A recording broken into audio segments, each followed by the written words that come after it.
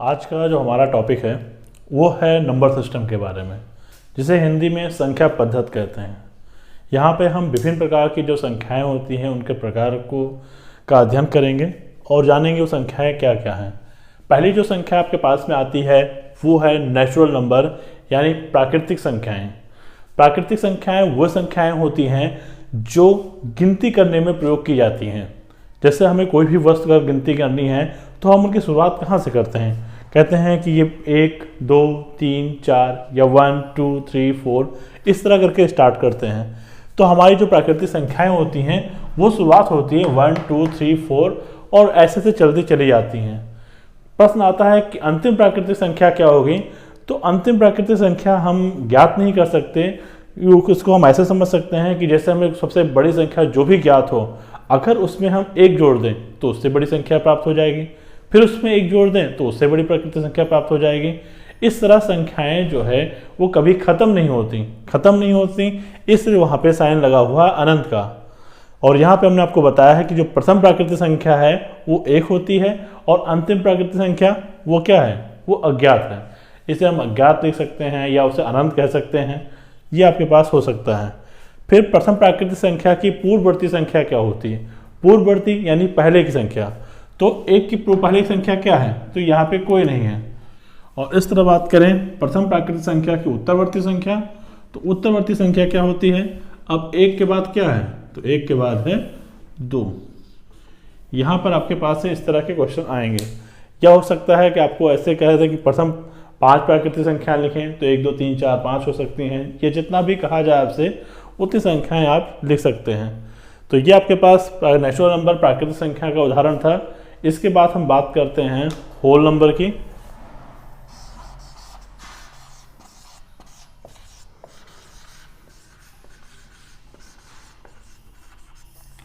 Whole number या जिन्हें पूर्ण संख्या भी कहा जाता है।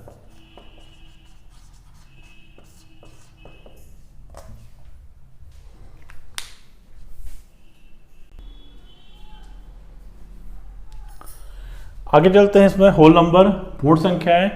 तो यदि अगर प्राकृतिक संख्या में अगर हम शून्य को शामिल कर दें तो ऐसे कह सकते हैं कि यदि प्राकृतिक संख्या के समूह में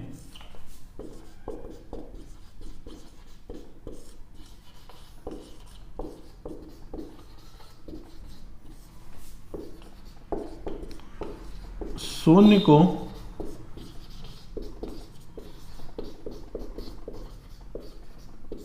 शामिल कर लिया जाए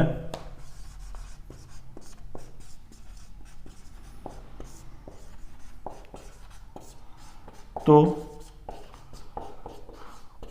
प्राप्त संख्या समूह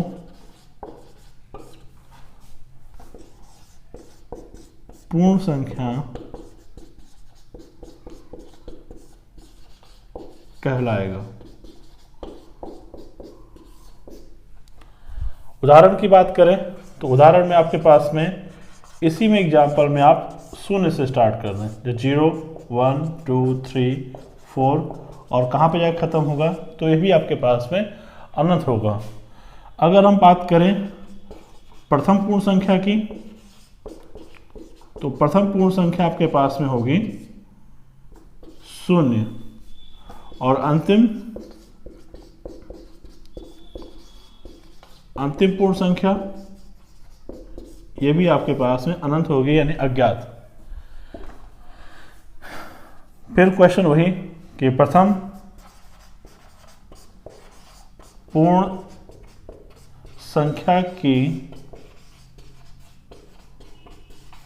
पूर्ववर्ती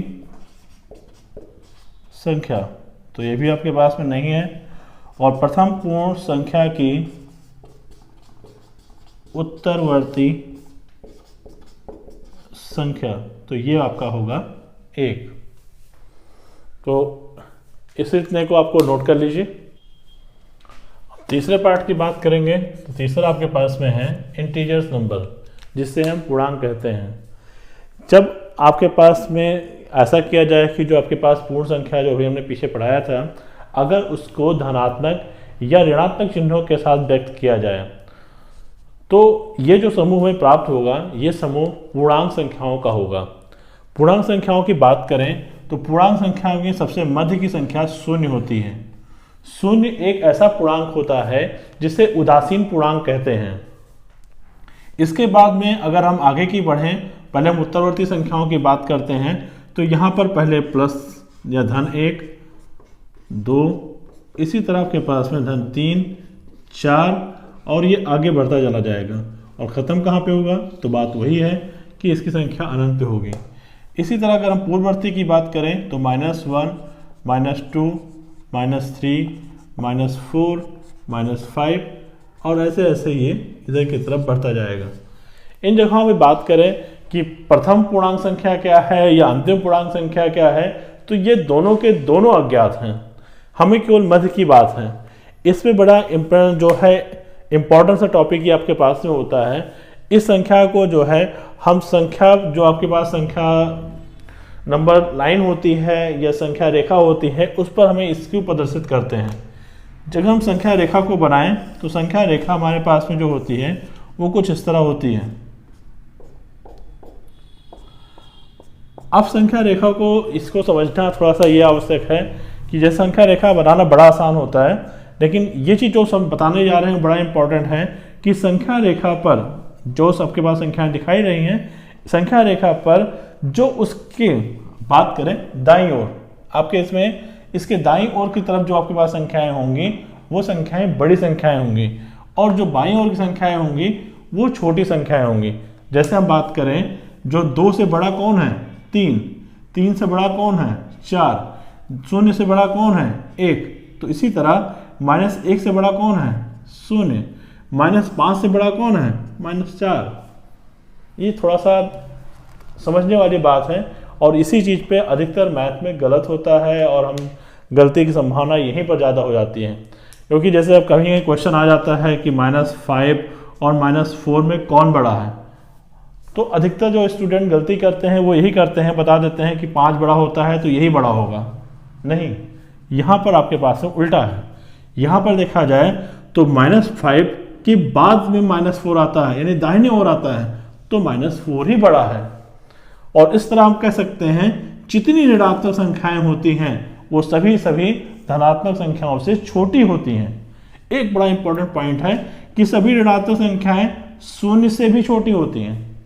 कभी कभी क्वेश्चन आ जाता है कि 0 और -5 में कौन बड़ा, तो यहाँ पर भी कंफ्यूजन करके सब इधर लगा देते हैं। ये दोनों स्थितियाँ गलत होती हैं। इस जगह पे आपके पास -5 और -4 में -4 बड़ा है, -5 और 0 में आपके पास में 0 ही बड़ा है। ये चीज़ इंपॉर्टेंट है, इसको ध्यान में रखिएगा कि आपके पास में नेगेटिव नंबर हमेशा जो भी आपके पास में आएंगे वो नेगेटिव नंबर पॉजिटिव से छोटी होंगे, 0 से छोटी होंगी और आपस में जो चेहरा उनका होता है, जो फेस वैल्यू होती है, अगर ऋणात्मक संख्याओं की फेस वैल्यू क्या होती है समझिएगा। -4 में ये जो 4 है ये फेस वैल्यू है और ये इसका चिन्ह है, ठीक। तो जो फेस वैल्यू है, फेस वैल्यू पे हम ना जाके उसको हम ध्यान से इस पर समझेंगे, सोचेंगे, हमेशा इस चीज़ को ध्यान रखेंगे। जैसे यहाँ पर अगर बात करें कि 3 से जो है 4 बड़ा है, तो यहाँ पे जो है 3 से आपके पास में जो है -3 जो है ये -4 से यहाँ पर बड़ा होगा, ठीक, उल्टा होगा, ध्यान रखिएगा। चलिए आगे नंबर बात करते हैं, इसको नोट करिएगा। जो पॉइंट है पहला, प्रथम तथा अंतिम पूर्णांक संख्याएं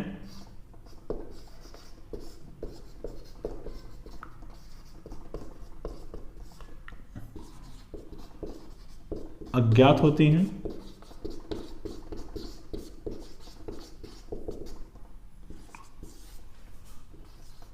शून्य एक उदासीन पूर्णांक है। उदासीन पूर्णांक होने का मतलब होता है ना तो ये धन है और ना ही ऋण है। तीसरा, सभी धनात्मक संख्याएं, धनात्मक पूर्णांक कहेंगे, सभी धनात्मक पूर्णांक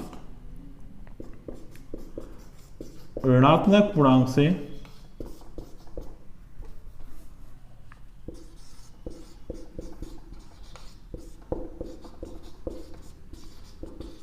बड़े होते हैं। चौथा पॉइंट,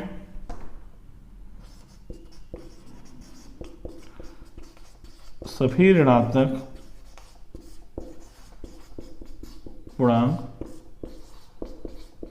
शून्य से छोटे होते हैं। पांचवा,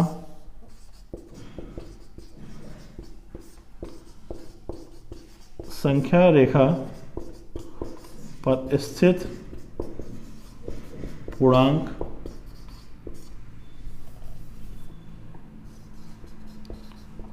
अपने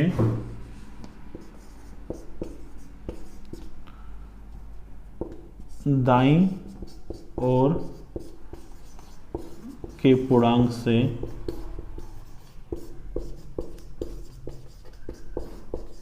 छोटे होते हैं। इन सभी चीज़ों को नोट कर लीजिएगा और इम्पोर्टेंटली याद कर लीजिएगा, बहुत ही इंपॉर्टेंट है और आपके जो है एग्जाम में ये कहीं ना कहीं आपकी सहायता जरूर करेंगे 1 या 2 नंबर पे। चलिए नोट करिए। अब बात करते हैं इवन नंबर के बारे में, जिसे कहते हैं सम संख्याएं। तो वो सभी संख्याएं जो 2 से पूर्णतया विभाजित हो जाती हैं। पूर्णतया विभाजित होने का मतलब होता है कि अगर उन संख्याओं को 2 से भाग दिया जाए तो शेष फल 0 आएगा। तो अगर वो 2 से विभाजित होती हैं तो क्या कहलाती हैं? वो कहलाती हैं सम संख्याएं। उनके उदाहरण की बात करें तो 2, 4, 6, 8, 10 और ऐसे ऐसे कहाँ तक बात है।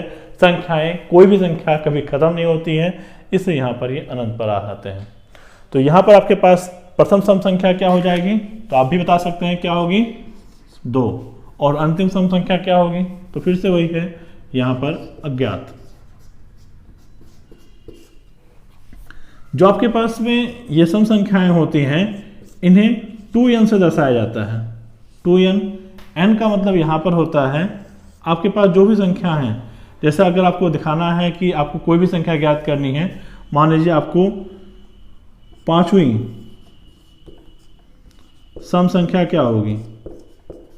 तो 5वीं सम संख्या ज्ञात करने के लिए आपके पास फॉर्मूला है 2n, 2 गुणे 5 बराबर 10। तो जो आपके पास में 10 होगा ये 5वीं होगी। जैसे देखते हैं 1, 2, 3, 4 और ये 5। तो 5वीं जो आपके पास सम संख्या है उससे हम 2n से ज्ञात कर सकते हैं। यहाँ पर एक चीज और, हम देखते हैं कैसे बता दें कि कोई संख्या सम संख्या है कि नहीं है। तो हम उदाहरण लेते हैं कुछ संख्याओं का। जैसे ये लिखा है 5, 4, 3, 8, 7, 1, 5, 4, 4, 8, 7, 0, 5, 4, 3, 2, 1, 4, 5, 5, 4, 8, 2, 1, 4, 4। अब जैसे मैं इसको देख के बता दूं, ये सम संख्या नहीं है, ये सम संख्या है, ये सम संख्या नहीं है, ये सम संख्या है।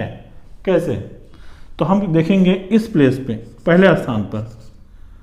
जो पहला स्थान है यानी जो इकाई का स्थान होता है, इकाई के स्थान पर यदि कोई संख्या 0 लिखी है, 2 लिखी है, 4 लिखी है, 6 लिखी है, 8 लिखी है, तो वो संख्या सम संख्या होगी।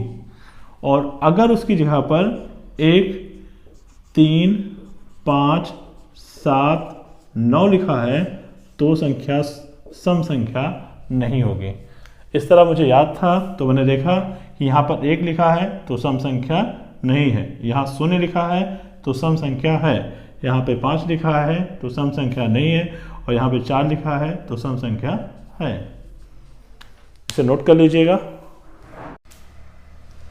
अगला हमारा है जो है ऑड नंबर यानी विषम संख्याएं। तो वह सभी संख्याएं जो 2 से विभाजित नहीं होती हैं। मीन्स अगर उनको 2 से भाग दिया जाए तो कुछ ना कुछ शेष अवश्य बच जाता है। कुछ ना कुछ नहीं कहेंगे, कुछ ना कुछ कहना गलत होगा। हम कहेंगे भाग करने पर 1 शेष बच जाता है, क्योंकि 2 से भाग करने पर या तो पूरा पूरा कट जाएगी या फिर शेष 1 ही आएगा। तो वो संख्याएं जिन्हें हम 2 से भाग करें और शेष 1 आए, वो संख्याएं आपके पास में विषम संख्याएं कहलाती हैं।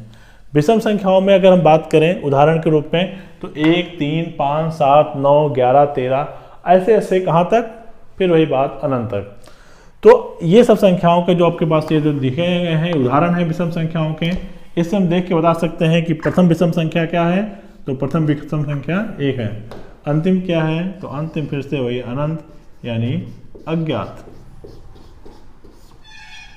इसे अगर हम दर्शाने की बात करें तो इसे 2n+1 से दर्शाया जाता है। 2n+1 से, तो अगर हम ज्ञात करें कि अगर हम चाहते हैं कि पांचवी विषम संख्या क्या होगी, तो पांचवी विषम संख्या ज्ञात करने के लिए 5 से 1 कम यानी 4, तो हम n की जगह पर जो यहाँ 2n+1 है इसमें n की जगह पर 4 लिखेंगे और गुणा करेंगे। 2 चौक 8 और 1 ये 9। देखते हैं यहाँ पर, तो पहली 1 है, दूसरी 3 है, तीसरी जो है आपके पास में 5 है, चौथी 7 है और पांचवी 9 है। इस तरह हम कोई भी संख्या अगर बात की जाए कि इस नंबर की संख्या ज्ञात करनी है तो आप आराम से ज्ञात कर सकते हो। यहाँ पर उदाहरण की बात करें तो हम कुछ उदाहरण ले रहे हैं, जिस उदाहरण को देख के हमको बताना है, आप ही गेस करिएगा कि कौन सी संख्या आपके पास में जो है सम संख्या है, कौन सी विषम संख्या है। या पहले हम ज्ञात कर लेते हैं कि आपके पास में इसमें से विषम संख्या कौन कौन सी है।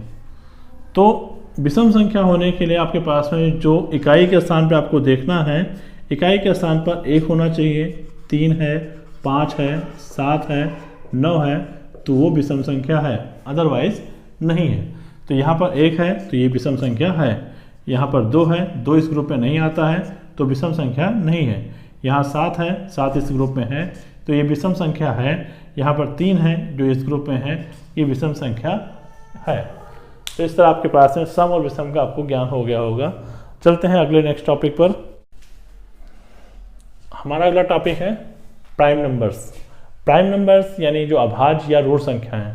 अभाज्य या ऋण संख्याएं वह संख्याएं होती हैं जो 1 से या स्वयं से विभाजित होती हैं। इन संख्याओं को कोई तीसरी नंबर जो है विभाजित नहीं कर सकती है। यहाँ पर अगर बात करें उदाहरण में तो आपके पास 2, 3, 5, 7, 11, 13, 19 ये उदाहरण में आपके पास में आ रहे हैं। जो कहाँ तक जा रहे हैं, तो जैसे हमने पहले ही बताया है कि जो आपके पास संख्याएं होती हैं वो कभी ख़त्म नहीं होती हैं। यहाँ पर देखा जाए तो आपके पास में जो हमने उदाहरण दिया है कि ये जो संख्याएं हैं यहाँ पर लिखी हुई हैं, ये आपके पास में लेकर 1 से लेकर 100 तक की अभाज्य संख्याएं हैं।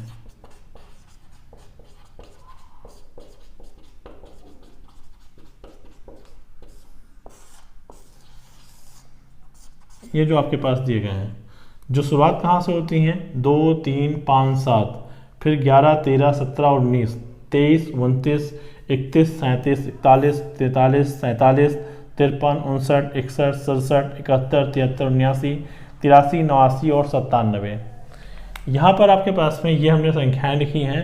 तो देखा जाए कि जो आपके पास 1 अंक की संख्याएं होती हैं वो उनकी संख्या कुल 4 है। जो आपके पास में 10 वाली लाइन में है वो आपके पास में उनकी संख्या 4 है। इसी तरह 20 वाले में 2 और 30 वाले में 2, 40 वाले में 3, 50 वाले में 2 और 61, 67, 60 वाले में आपके पास में 2 होती हैं, 70 वाले में 3 और ये 80 वाले में 2 और 90 वाले में 1 होती हैं। अगर इनको जोड़ा जाए तो इनकी संख्या टोटल आती है 25। तो आपके पास में एक क्वेश्चन बनता है 1 से 100 तक की कुल अभाज्य संख्याएं कितनी होती हैं। तो 1 से 100 तक में कुल अभाज्य संख्याओं की संख्या 25 होती है। यहाँ पर आते हैं कि आपके पास से प्रथम अभाज्य संख्या क्या है। तो प्रथम अभाज्य संख्या आपके पास में आती है 2। अंतिम अभाज्य संख्या क्या है, तो ये भी आपके पास में लिखेंगे, इसको हम अज्ञात। एकमात्र सम अभाज्य संख्या क्या है, अभाज्य संख्याओं में 2 ही आपके पास में एक ऐसा है जो सम है, बाकी सबके सब विषम है। तो यहाँ पर एकमात्र सम अभाज्य संख्या क्या होती है, 2। यहाँ पर एक इंपॉर्टेंट क्वेश्चन और आता है, अभी देखेंगे जो आपके पास में 89 और 97, इसमें देखते हैं 89 जो 89 आपके पास में है, फिर 90, 91, 92, 93, 94, 95, 96, देन 97। यहाँ पर एक लंबा गैप बनता है कितनी संख्याओं का, 1 2 3 4 5 6 7, ये 7 संख्याओं का सबसे लंबा गैप है आपके पास अभाज्य संख्याओं में। तो ये आपके पास में एक सबसे इंपॉर्टेंट क्वेश्चन पार्ट रहेगा, इसे नोट करके हमेशा रखिएगा कि बाई चांस कभी क्वेश्चन आपके पास में आ गया कि सबसे लंबा गैप कितनी अभाज्य संख्याओं का होता है, तो आपके पास आंसर है 7 अभाज्य संख्याओं का। कौन है, तो 89 से लेकर 97 के बीच में ये आपके गैप बनता है। यहाँ पर एक पॉइंट हमने और लिखा हुआ है अभाज्य संख्याओं के केवल 2 फैक्टर होते हैं। फैक्टर क्या है, तो फैक्टर को समझने के लिए हम देखते हैं 10 को कौन कौन सी संख्याएं काट सकती हैं यानी विभाजित कर सकती हैं। तो 10 को 1 विभाजित कर सकता है, 2 विभाजित कर सकता है, 5 कर सकता है और स्वयं 10 कर सकता है। तो इस तरह आपके पास में 10 के लिए ये जो 4 संख्याएं आई हैं, यही 4 संख्याएं फैक्टर कहलाती हैं। ये क्या हैं, फैक्टर्स हैं, किसके, 10 के। तो यहाँ पर अभाज्य संख्याओं के केवल 2 फैक्टर होते हैं। 2 फैक्टर कौन कौन, 2 फैक्टर वही जो आपके पास में 1 या स्वयं, जैसे आपके पास से हम बात करें 2 1 जो है अभाज्य संख्या है, इसमें जो है ये 1 से विभाजित हो जाएगा और स्वयं अपने आप से विभाजित होगा। इसी तरह हम बात करें 5 की तो 1 से विभाजित होगा और 5, बात करें 19 की तो ये या तो 1 से विभाजित होगा या 19 से। सभी अभाज्य संख्याएं 1 से विभाजित होती हैं और इसके अलावा सभी अभाज्य संख्याएं स्वयं से विभाजित होती हैं। इसके अलावा कोई तीसरा नंबर इससे विभाजित नहीं कर सकता है। इसलिए आपके पास में अगर आप कहीं देखना चाहते हैं अभाज्य संख्या कौन सी है, तो उसमें आप कह सकते हैं कि जिन अभाज्य संख्याओं के केवल फैक्टर की संख्या 2 होती है, तो वो आपके जो संख्याएं जिनकी संख्याओं में फैक्टर्स 2 होते हैं वो अभाज्य संख्या होती हैं। आशा है आपको ये सारे पॉइंट समझ में आ चुके होंगे, नोट कर लीजिएगा। यहाँ पे एक टॉपिक और भी आपके पास में देख लीजिए, को प्राइम नंबर्स, जैसे बोलते हैं सअभाज्य संख्याएं। तो यहाँ पर आपके पास है वो सब 2 या 2 से अधिक वो सभी संख्याएं जिनके 1 के अतिरिक्त अन्य कोई उभयनिष्ठ गुणनखंड ना हो, सअभाज्य संख्या कहलाती हैं। अब यहाँ पर आपके पास में 1 के अतिरिक्त गुणनखंड क्या होता है, तो अभी हमने पीछे फैक्टर्स के बारे में बताया था आपको। अब यहाँ पे 5 और 7 को देखिए, 5 और 7 में अगर हम इनका जो उभयनिष्ठ गुणनखंड निकालने के लिए आप कह सकते हो हम HCF की बात करेंगे। जो HCF आपके पास में होता है हाईएस्ट कॉमन फैक्टर, जब सभी को ज्ञात होगा, नहीं ज्ञात है अगर आपके पास में, तो अगर HCF निकालना आता है तो वहाँ से देख सकते हैं। अब यहाँ पे 5 और 7 में देखें, एक सिंपल उदाहरण से आपके पास में कि 5 के गुणनखंड कौन है, 1 और 5, और 7 के कौन से हैं गुणनखंड, तो 1 और 7, और दोनों में उभयनिष्ठ कौन है, तो 1। इसी तरह दूसरे की बात करें 7 के लिए, तो इसके जो आपके पास में हैं गुणनखंड कौन से हैं, 1 और 7। 8 की बात करें तो 8 का 1 2 4 और 8 हैं, और इसी तरह अगर हम 13 की बात करें तो 1 और 13 है। तो इसमें जो उभयनिष्ठ आया वो कौन है, 1। इसी तरह अगला बात करें 21 का 1 3 7 और 21 है। इसी तरह 23 की बात करें तो 1 और 23, और 29 की बात करें तो 1 और 29। तो उभयनिष्ठ क्या आया इसमें, 1। तो वह सभी संख्याएं या संख्याओं के समूह या 2 हों, 2 से अधिक हों, जिनका आपके पास में उभयनिष्ठ गुणनखंड जो है वो 1 आता हो, तो वह सब संख्याएं सहभाज्य या को प्राइम नंबर्स कहलाती हैं। इसे नोट करिएगा। चलिए बात करते हैं नेक्स्ट टॉपिक पर, जिसका नाम है ट्विन प्राइम। ट्विन प्राइम क्या होती हैं, ट्विन प्राइम आपके पास में वह 2 अभाज्य संख्याएं होती हैं जिनका अंतर 2 होता है, यानी उन 2 अभाज्य संख्याओं में से बड़ी से अगर छोटी घटाया जाएगा तो जो अंतर आएगा वो 2 होना चाहिए। अब इसके उदाहरण की अगर बात करें तो उदाहरण में आपके पास में जो संख्याएं होती हैं इनकी वो कौन कौन सी हैं, जैसे आपके पास 3 और 5। यहाँ पर 3 और 5 की बात की जाएगी तो 5 से अगर 3 घटाया जाए तो आंसर आता है 2।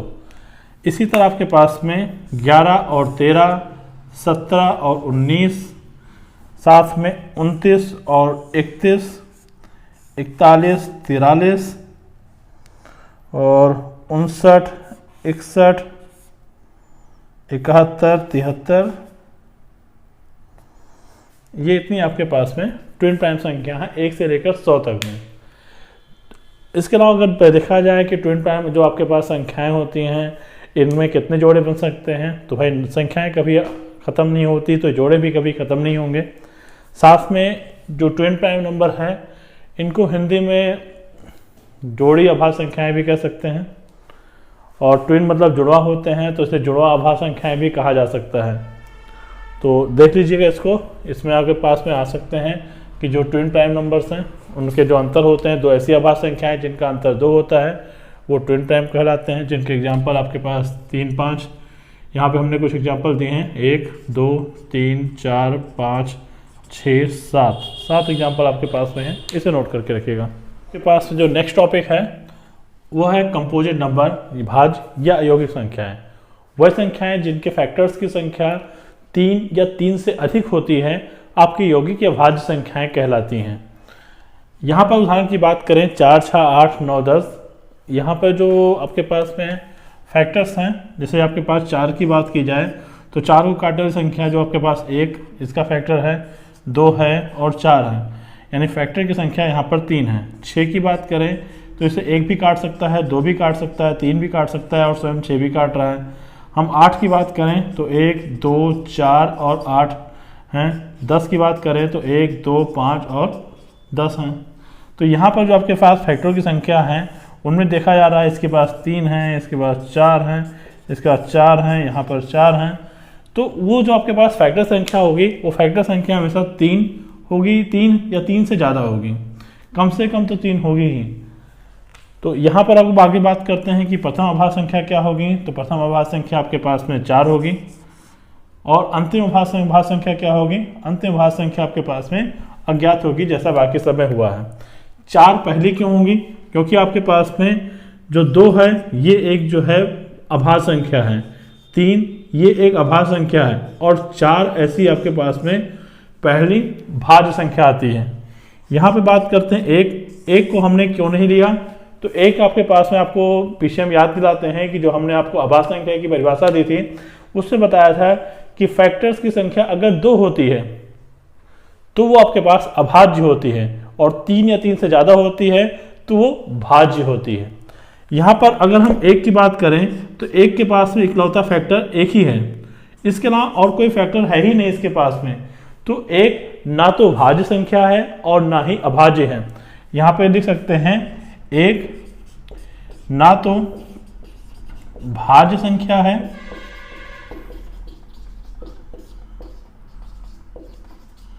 और ना ही अभाज्य। ये बड़ा इंपॉर्टेंट सा है, ये क्वेश्चन आपके पास में यूपी टेट के एग्जाम में लगभग आपके पास आ ही जाता है। हमने 2-3 सेट में देखा तो ये क्वेश्चन आया ही था। तो 1 को आपके पास में ना तो ये कंपोजिट नंबर है, ना ये प्राइम नंबर है, अर्थात ना तो ये भाज्य संख्या है और ना ही ये अभाज्य संख्या है। कारण यह है कि इसके पास फैक्टर की संख्या केवल 1 है। भाज्य होने के लिए 3 या 3 से ज़्यादा, अभाज्य होने के लिए केवल 2, लेकिन इसके पास में केवल 1 है। इसलिए इसको ना तो भाज्य की श्रेणी में रखा जाता है और ना ही अभाज्य की श्रेणी में रखा जाता है। इसे नोट जरूर करिएगा।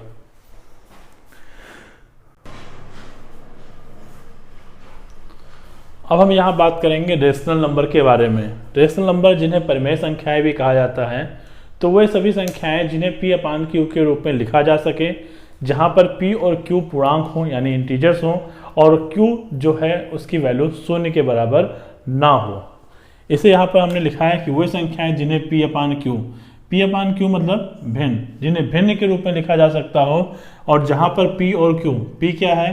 p जो आपके पास में होता है, जैसे यहाँ पर हमने अगर p/q लिखा है तो p आपके पास में ये होता है अंश, और इसे बोलते हैं हर, जिसे इंग्लिश में न्यूमरेटर और डिनोमिनेटर भी कहा जाता है। तो यहाँ पे आपके पास में p और q यानी अंश और हर पूर्णांक संख्याएं हों, तथा q यानी जो आपके पास में हर है वो 0 नहीं होना चाहिए। जैसे हमने लिखा 2/3, ये एक परिमेय संख्या है। 2 और 3 ये सब पूर्णांक संख्याएं हैं। पूर्णांक संख्याओं को हम आपको याद दिला दें कि आपके पास हमने पूर्णांक संख्या बताई थी, जैसे आपके पास जो निगेटिव नंबर्स हैं यानी जो ऋणात्मक संख्याएं हैं उनको, साथ में 0, और फिर जो धनात्मक संख्याएं हैं उनको, उनका जो समूह होता है यही पूर्णांक होता है। जो धनात्मक संख्याएं होती हैं इनको हम +1, जो +1 जैसे लिखा हुआ है, +1 ना लिख के इसको हम 1 लिखते हैं। अगर 1 है तो उसका मतलब +1 ही मान लिया जाता है, और +2 है तो इसका मतलब 2 होता है। जब भी हमें ऋणात्मक संख्याएं दिखानी होती है तो हम लोग आगे -2 या जो कुछ भी है उसे लिख देते हैं। तो यहाँ पर दोनों हिस्से धनात्मक हैं ये आपके पास में, तो ये 2/3 यानी भिन्न के रूप में है भी, 2 और 3 यानी अंश और पूर्णांक हैं, साथ में जो आपके पास q है वो 0 नहीं है, तो ये परिमेय संख्या हो गई। इसी तरह -2/3 भी परिमेय संख्या है, 2/-3 भी, और ये जो आपके पास में लिखा हुआ है 2/3 इसे हम -2/-3 कर सकते हैं, जो 2/3 का ही रूप होता है। तो यहाँ पर आपके पास में चाहे जो भी नंबर अंश नेगेटिव हो, हर नेगेटिव हो, या दोनों पॉजिटिव हो, दोनों नेगेटिव हो, अगर वो भिन्न के रूप में लिखे हुए हैं और जो है उनका जो ऊपर अंश और हर है वो पूर्णांक संख्या है, हर अगर शून्य नहीं है तो वो परिमेय संख्या होती है। आपके पास में आता है कि जैसे मान लीजिए ये लिखा है 5, क्या 5 एक परिमेय संख्या है? 5 एक परिमेय संख्या है, किसको 5 को 5/1 के रूप में लिखा जा सकता है। अब 5/1 के रूप में अगर लिखते हैं तो उसकी वैल्यू 5 ही होती है, और यहाँ पर ये क्या है 5/1 एक भिन्न भी हो गई, 5 और 1 यानी अंश और हर जो है उसके पूर्णांक हैं, और 1 शून्य नहीं है। इस तरह आपके पास में अगर बात की जाए 1 की, तो 1 को भी 1/1 के रूप में लिखा जा सकता है। ये दोनों आपके पास में परिमेय संख्या हैं। तो क्या 0 भी एक परिमेय संख्या है? तो बात करते हैं 0 को 0/1 के रूप में लिखा जा सकता है, तो इसे भिन्न के रूप में लिखा जा सकता है, हाँ लिख दिया गया। अंश और हर पूर्णांक है, बिल्कुल है, क्योंकि शून्य भी पूर्णांक की श्रेणी में आता है और 1 तो होता ही है, और साथ में हर शून्य नहीं है, तो हाँ हर शून्य नहीं है, मतलब ये आपके पास में परिमेय संख्या है। तो परिमेय संख्या होने के लिए आपके पास में जरूरी क्या है कि उसे भिन्न के रूप में लिखा जा सके, और फिर अंश और हर जो है पूर्णांक हो, साथ में आपके पास में जो हर हो वो शून्य ना हो। इन बातों का ध्यान में रख के आप किसी संख्या को जो है परिमेय संख्या कह सकते हो। इसके अलावा परिमेय संख्या, जैसे हम किसी परिमेय संख्या की बात करते हैं, जैसे हमने लिखा 4/5। अब 4/5 को अगर हम डिवाइड करते हैं तो उसकी वैल्यू आती है 0.8। कैसे? जब हम 4 को 5 से भाग करेंगे तो 5 शून्य शून्य होके दशमलव आएगा, 0, 5 8 40। ठीक, इसी तरह अगर हम इसे 2/3 को ले लेते हैं तो 2/3 आपके पास में जो वैल्यू आएगी वो है 0.666, और ये ऐसा चलता चला जाएगा। ठीक, तो यहाँ पर आपके पास में जो इसका दशमलव का प्रसार हो रहा है, जो वैल्यू निकाल गया, ये आपके पास में शांत है, और यहाँ पे जो आपके पास में आ रहा है ये आवर्त है। तो आपके पास में अगर जो है भिन्न के दो रूप होते हैं कि अगर डिवाइड करें तो पूरा का पूरा कट जाता है, टर्मिनेट हो जाता है। अगर दशमलव में टर्मिनेट वैल्यू आती है तो वो शांत है। अगर आपके पास में देखा जाए कहीं पर ऐसी नंबर लिख दी जाए, जैसे 0.8 लिख दिया गया, 85 लिख दिया गया, तो परिमेय संख्या है, हाँ ये परिमेय संख्या है। अगर लिख दिया गया 0.6666 ... परिमेय संख्या है। इस चीज़ को जो है हम कई रूपों में लिख सकते हैं, जैसे 0.6 के ऊपर बार लगा दिया गया, तो बार लगाने का मतलब हुआ कि ये नंबर रिपीट कर रही है, आवर्त हो रही है, मीन्स ये परिमेय संख्या है। ये दोनों संख्याएं एक ही हैं, एक ही जैसी हैं, पर इनके लिखने का रूप अलग हो चुका है। ये आपके पास में रिपीटेड के रूप में दिखाया जा रहा है। अगर आपके पास में दशमलव के बाद पॉइंट दिखाई पड़ रहे हैं, इसका मतलब वो आपके पास में आवर्त हो रहा है, या वो आवर्त नहीं हो रहा है। अगर दशमलव दिखाई पड़ रहे हैं मतलब वो टर्मिनेट नहीं हो रहा है, वो कंटिन्यू जा रहा है। अब यहाँ पर अगर ये जो है आपके पास में रिपीट हो रहा है तो आवर्त हो रहा है, और रिपीट अगर कट जा रहा है तो उसे शांत बोला जाएगा। तो कंडीशन आपके पास में चाहे जो हो, चाहे वो पूरा का पूरा कट जा रहा है या एग्जैक्ट वैल्यू आपको दे दी गई है, या आपके पास में रिपीट हो रहा है, अगर ऐसे दिया गया है या बार लगा के दिया गया है, तो ऐसी कंडीशन पर भी ये परिमेय संख्याएं ही हैं। पास में यहाँ पर है इरेशनल नंबर, या जिसे बोला जाता है अपरिमेय संख्या। अपरिमेय संख्या आपके पास में वह संख्याएं हैं जिन्हें P/Q यानी भिन्न के रूप में नहीं लिखा जा सकता। हम जैसे कोई नंबर अगर हमारे पास मिलती है, जैसे वैल्यू आ गई 4.834321345683 और ये आपके पास पॉइंट है। अब इस नंबर को अगर हम देखें तो इस नंबर में आपके पास कोई नंबर रिपीट नहीं हो रही है, और साथ में ये टर्मिनेट भी नहीं है, यानी आपके पास जो दशमलव अपप्रसार है वो अशांत है। ये अशांत है और साथ में आवर्त नहीं हो रहा है, यानी अनावर्त है। ये अशांत और अनावर्त अगर होते हैं तो वो आपके पास में अपरिमेय संख्या कहलाती है। यहाँ पर आपके पास में बोले जो आवर्त की बात है कि आवर्त हम कैसे काउंट के देखते हैं। जैसे हमारे पास में कोई चीज़ आवर्त है तो उसे हम देखते हैं 4.252525। तो यहाँ पर देख रहे हैं कि हर दूसरी नंबर 2 है और हर दूसरी नंबर 5 है, यानी एक सही पोजीशन के बाद में ये फिर से रिपीट हो रहे हैं। या फिर 4.33 है, तत्काल रिपीट हो रहा है, या 4.356356 तीन अंकों के बाद रिपीट हो रहे हैं। तो ये क्या है, ये आवर्त हैं। अब चूंकि हमारे पास जो नंबर संख्याएं होती हैं वो 0 1 2 3 जो डिजिट्स होते हैं वो ऐसे करके केवल 9 यानी कुल बात करें तो 10 ही होते हैं।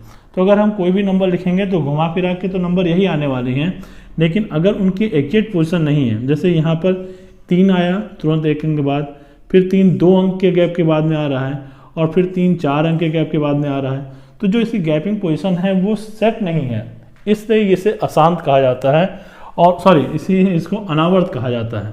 और अशांत यानी ये दशमलव अभी ये पूरी की पूरी वैल्यू कट नहीं रही है, अभी आगे बढ़ाएंगे तो बढ़ती चली जाएगी, इसलिए ये अशांत हो जाता है। अब ऐसे में आपके पास में अगर कोई ऐसा एग्जाम्पल दिखाई पड़ता है तो वो अपरिमेय संख्या का एग्जाम्पल है, उदाहरण है। इसके अलावा वो सारी संख्याएं जो पूर्ण वर्ग नहीं है, पूर्ण वर्ग जैसे आपके पास 16 है। अब 16 को अगर देखा जाए तो इसका हम वर्गमूल आसानी से निकाल सकते हैं, इसको 2 ऐसे में तोड़ के, यानी जिस नंबर का आप गुणा में वर्ग बना सकते हैं या जो वर्ग के रूप में लिखी जा सकती है पूर्ण वर्ग संख्याएं कहलाती है। तो इन सभी संख्याओं का तो हम निकाल सकते हैं, लेकिन अगर हम बात करें 0 √2 की, √3 की, यहाँ पर √4 की बात करेंगे तो √4 2 × 2 में करके निकल सकता है, तो ये छोड़ सकते हैं। √5 √6 √7 √8 फिर आता है √9, √9 को हम 3 × 3 करके निकाल सकते हैं। ऐसे आपके पास में चलता जाएगा। तो वही सभी संख्याएं जिनका हम जो पूर्ण वर्ग नहीं होती हैं, जिनका हम वर्गमूल नहीं निकाल सकते हैं, वो सभी संख्याएं आपके पास में अपरिमेय संख्या होती हैं। तो यहाँ पे अपरिमेय होने के लिए अगर वो किसी ऐसे नंबर पर लगा हुआ है जिस नंबर का हम जो है वर्गमूल नहीं निकाल पा रहे हैं, पूर्ण वर्ग संख्याएँ नहीं हैं, और उसके बाद दशमलव में आता जा रहा है, तो आपके पास में वो अपरिमेय संख्या होगी। यहाँ बात कर लेते हैं फिर से एक बार, अशांत है, अनावर्त है, तो अपरिमेय अगर रूट ऐसे लगे हुए हैं और उसका वर्गमूल नहीं निकलवा रहा है आपके पास में एग्जैक्ट पूरा, तो वो आपके पास में अपरिमेय होगा। इस चीज़ को आपको याद करने के लिए याद कर लीजिए कि 1 हो गया, फिर आपके पास 4 9 16 25 36 और 49 64 81 100 121 और ऐसे ऐसे जो आपके पास में वर्ग संख्या है उनको याद कर लीजिए। उनको छोड़ के बाकी जितने के आप रूट निकालेंगे वो सब अपरिमेय संख्या होंगी। नोट करिएगा इसको।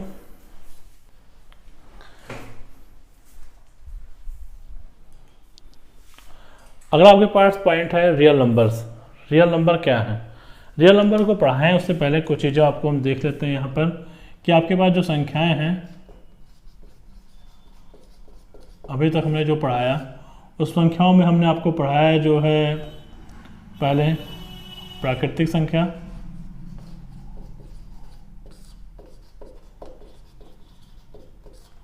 फिर हमने आपको पढ़ाया पूर्ण संख्या, उसके बाद पढ़ाया पूर्णांक, फिर आपके पास सम, विषम, अभाज्य, भाज्य, अभाज्य में आपको सहअभाज्य और ट्विन प्राइम पढ़ाया था।